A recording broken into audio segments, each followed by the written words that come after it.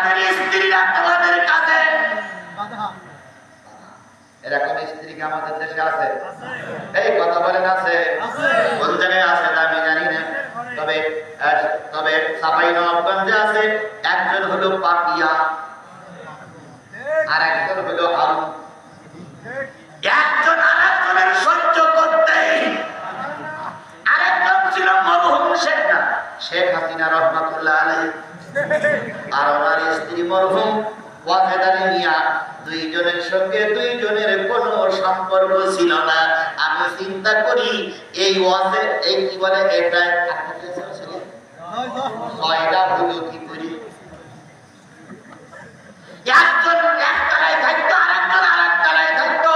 আমার ভাতিজার একটা বই আছে, এই বইটাই লেখা আছে শেখ হাসিনা আর ওয়াজেদ সাহেবের সঙ্গে কোনদিন এক জায়গায় হয়নি।